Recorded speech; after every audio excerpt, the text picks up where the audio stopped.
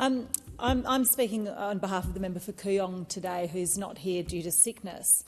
I'm pleased that the government has accepted some of the amendments proposed by the member for Kooyong and supported by the sector, specifically around requiring appropriate consultation and co-design in the development of rules about the needs assessment and support, which has been a real concern.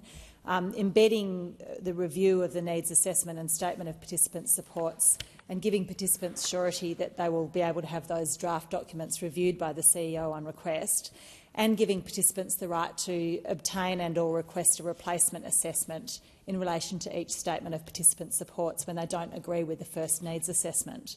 The remaining amendments that I'll be discussing today provide some additional protections for participants and the sector.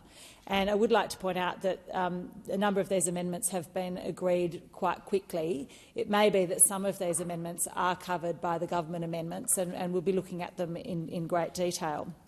But just to run through those, Amendment 2, under the proposed Section 32H creates additional requirements for accessing support, which may include requiring supports are provided by a specific person or specific conditions are satisfied. Now, the advocacy groups are concerned that this wording could place an inappropriately broad range of potential constraints on participants' choice and control over their funding and supports, particularly where the discretion to impose those constraints would lie with the NDIA alone.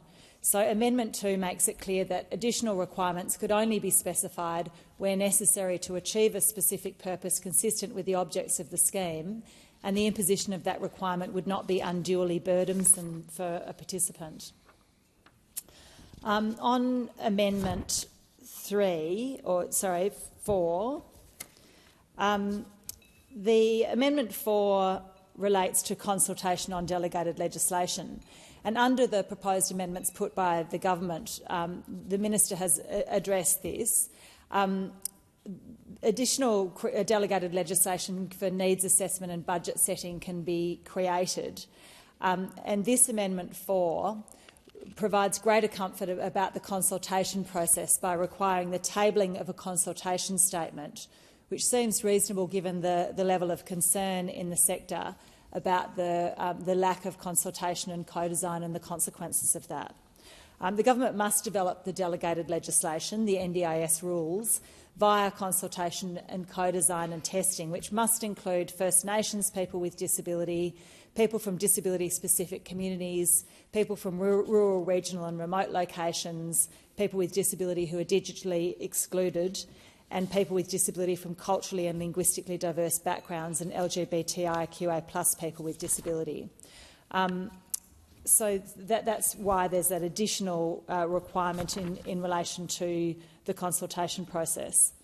There are a number of additional amendments there that relate to a holistic understanding of the participants' disability supports, which is a really important part, that it is not linked to specific impairments. Also in relation to report of the assessment to be prepared with the participant to make sure that there is appropriate engagement with the participant, and also in relation to replicating the need for consultation in making determinations about the assessment process. So I would encourage the government to look at these assessments and thank the minister for his engagement on these amendments. And we'll be looking very closely at the delegated legislation to ensure that the disability community's concerns are addressed in the development of that delegated legislation. Thank you.